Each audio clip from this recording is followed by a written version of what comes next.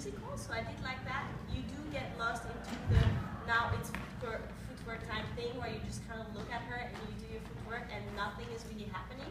So, and I think it's happening because your dancing is lacking a little bit of pulse. And so what happens when you're not pulsing, it's like you're not dancing from your center. It's like you have your feet and your arm. Whereas if you were trying to like pulse more, it would engage your legs and your arm like together. So you wouldn't feel like you have to do one thing and another, it would just feel like one.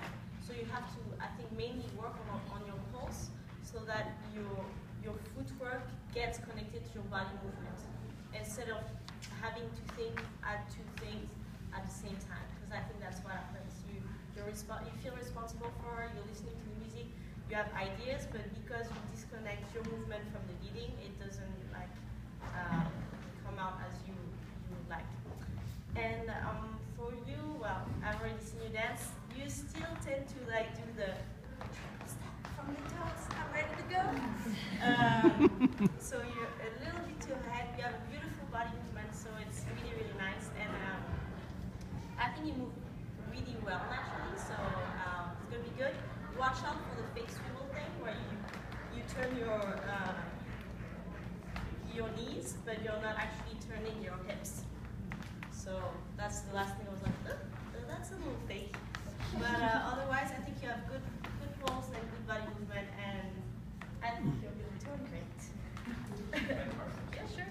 So to get like on jump, like that's the main thing that I saw what she was saying too. So like kind of an example, like in particular, whenever you were accenting something with your arms, like it was totally separate from what else was going on. So it was like, I have to do something with my arm right now, right? Which I totally understand. It's what do I do with this?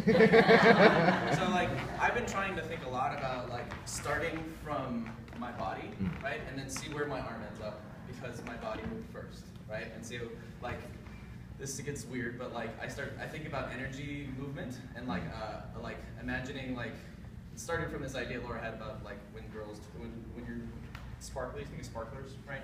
So if I think of my movement creating a trail that I could see, right? So when I do that I just did, boom, I'm thinking of moving this through, and then my arm just finishes that out. And like I've also been thinking about what my hands do. So like if you think about what is this going to look like at the end, and then how does it get into that, that's going to really start to focus the energy that